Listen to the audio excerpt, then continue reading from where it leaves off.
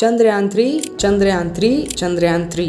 हर जगह बस चंद्रयान 3 ही छाया हुआ है, और छाए भी क्यों ना, इसने कारनामा ही कुछ ऐसा कर दिखाया है। तो दोस्तों, जैसा कि हम सब इस बात से रूबरू हैं कि चंद्रयान 3 जैसे प्लान किया गया था, ठीक उसी प्लान्ड वे में 23 अगस्त को ठीक शाम 6:04 पे लूनर सरफेस का टचडाउन फेज कंप्लीट करता है।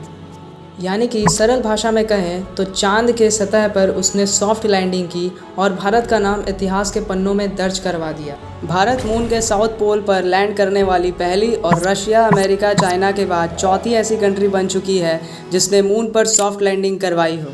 चंद्रयान 3 इन दो मेजर पार्ट से मिलकर बना है, जिनको हम LM और PM कहते हैं। LM यानी कि लैंडर मॉड्यूल, जिसमें कि हमारा रोवर प्रज्ञान मौजूद है, और PM यानी कि प्रोपल्शन मॉड्यूल। इन दो पार्ट्स को मिलाकर एक नाम निकल कर आता है, जिसे हम चंद्रयान 3 के नाम से जानते हैं। चंद्रयान 3 के इन दोनों हिस्सों में कुल मिला के 7 पेलोड्स फिट किए गए हैं, जिनके अपने रिस्पेक्टिव काम हैं। उन सब के बारे में जानेंगे, लेकिन उससे पहले ये समझ लें कि पेलोड का क्या मतलब होता है। पेलोड यानी कि साइंटिफिक इंस्ट्रूमेंट्स जो कि किसी स्पेसक्राफ्ट में इंस्टॉल किए जाते हैं ताकि ये किसी स्पेसिफिक जगह की साइंटिफिक स्टडी डिटेल में कर पाए। सबसे पहले हम बात करते हैं PM की, यानी कि प्रोपल्शन मॉड्यूल की। इसका काम LM यानी कि लूनर मॉड्यूल को चांद के आखिरी ऑर्बिट तक ले जाना है, और यही नहीं, इसमें एक पेलोड भी इंस्टॉल किया गया है जिसका नाम है स्पेक्ट्रोपोलैरिमेट्री ऑफ हैबिटेबल प्लैनेट अर्थ या शेप। इस पेलोड का काम लूनर ऑर्बिट से अर्थ के स्पेक्ट्रल एंड पोलैरिमेट्रिक मेजरमेंट्स को एनालाइज करना है। अब बात करते हैं लैंडर मॉड्यूल की। इसका काम है मून की सरफेस पर सॉफ्ट लैंडिंग करना, जिसके बाद इसके अंदर जो रोवर प्रज्ञान है वो मून सरफेस पर उतरकर फर्दर स्टडी करेगा। इस लैंडर मॉड्यूल में कुल 4 पेलोड्स इंस्टॉल किए गए हैं, जिसमें से पहला पेलोड का नाम है चंद्रास सरफेस थर्मोफिजिकल एक्सपेरिमेंट या चेस्ट। इसका काम बस लूनर सरफेस की थर्मल कंडक्टिविटी या टेम्परेचर को मेजर करना है। दूसरे पेलोड का नाम है instrument for lunar seismic activity या ILSA। इसका काम मून सरफेस पर आने वाले भूकंप को मेजर करना है। तीसरे पेलोड का नाम लैंगमुइर प्रोब या LP। इसका काम चंद्रमा की सतह पर प्लाज्मा डेंसिटी और वेरिएशंस को एनालाइज करने का है। और चौथे पेलोड का नाम लेज़र रेट्रो रिफ्लेक्टर एरे या LRA। इसका काम मून और अर्थ के बीच का एग्जैक्ट डिस्टेंस को मेजर करना है। इसे नासा द्वारा बनाया गया था और टेस्ट भी किया गया था।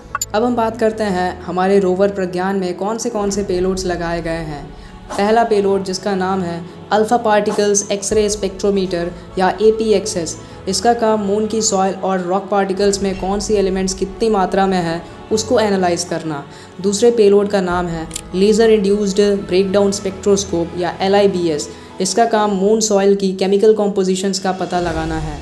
ये तो हो गई कुछ साइंटिफिक टर्म्स के बारे में बातचीत। अब हम बात करते हैं एक बहुत ही क्यूट कन्वर्सेशन के बारे में कि कैसे विक्रम लैंडर और प्रज्ञान रोवर आपस में मज़ेदार तरीके से कम्युनिकेट करते नज़र आए हैं। विक्रम लैंडर ने जैसे ही मून की सरफेस पर सॉफ्ट लैंडिंग की, उसके कुछ ही घंटों बाद रोवर प्रज्ञान ने लैंडर विक्रम से ठीक उसी लहजे में चांद की सरफेस पर चहलकदमी करने की परमिशन मांगी, जैसे कि कोई बच्चा अपने माता पिता से परमिशन लेता है घर से बाहर जाने के लिए। उसने पूछा कि can I go for a moon walk, यानी कि क्या मैं मून वॉक के लिए जा सकता हूँ। फिर विक्रम लैंडर ने किसी बुज़ुर्ग के लहजे में जवाब देते हुए कहा कि yes you can go but be in touch, यानी कि हाँ तुम जा सकते हो लेकिन टच में रहना।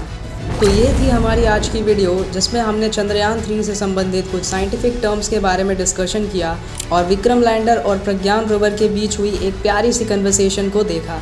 ऐसे ही लेटेस्ट अपडेट्स के लिए मिस्ट्री पैराडॉक्स को सब्सक्राइब करना ना भूलें। मिलते हैं अगले वीडियो में किसी अगले लेटेस्ट अपडेट के साथ। तब तक के लिए खुश रहें और बिंदास रहें।